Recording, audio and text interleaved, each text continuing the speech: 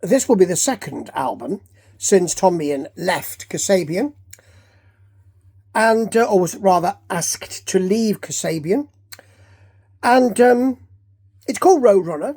And the last Kasabian album, there are two Kasabian albums since he's left, have not been very good, to be honest, and I've said so on this here podcast.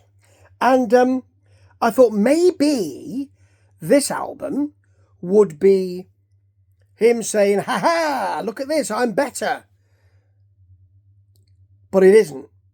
This is called Roadrunner, this album, and it sounds like Kasabian a lot of the time. It sounds like standard indie a lot of the time.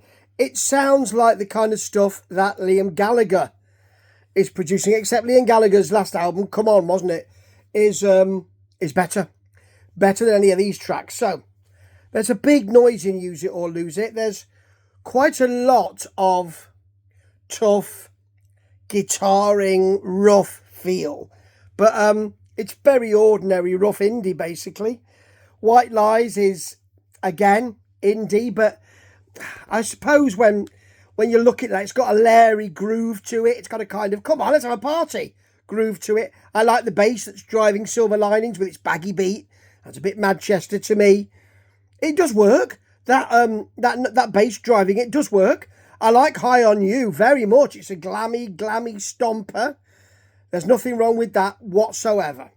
And Exorcist it's big, it's widescreen, it's got more intention than just an indie song, but actually, in the end, it's just an indie song. And then Would You Mind is around Would You Mind If I Lent on You for a While. It's an approaching rock ballad that then becomes a rock ballad, and it's exactly what a rock ballad should be, with a bit of indie in it. It's got a piano, but there is nothing here that would make me think I've got to listen to that album again. I've got to tell people how wonderful it is, because it sounds like Kasabian. And Kasabian now are not wonderful. The first Kasabian album, I said, well, some of those effects they've created in the studio are very good. Let's see him do it live. Second album, West Pauper Lunatic Asylum, was it called? Was it called that?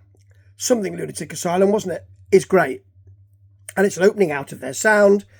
And it sounds like them saying, oh my word, we can do this. Actually, since then, and certainly lately, I've been thinking, well, not too bothered. That's got nothing to do with Tom Meighan being there or not, actually. Although his kind of attitudinal delivery is something which Kasabian miss.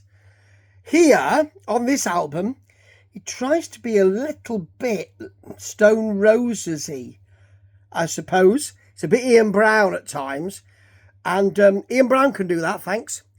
And really, I don't even like that when he does that now. Don't even like Ian Brown when he does it. So why would I like somebody doing an impression of him? Tom Meighan's always had that kind of delivery. And at times, there is a pleasing groove to this. And some people are going to love this, and that's great. And some people who are really into that sort of rock indie feel are going to love that. And that's great as well. There's nothing wrong with that. Nothing wrong at all. But I just wish there was something a bit different. And rock indie is around all over the place at the moment. And I don't really need to see that or hear that again. So, this is called Roadrunner. I ran it through. I didn't like it. And I think if I run it through again, I won't be changing my opinion. Sorry, but there it is.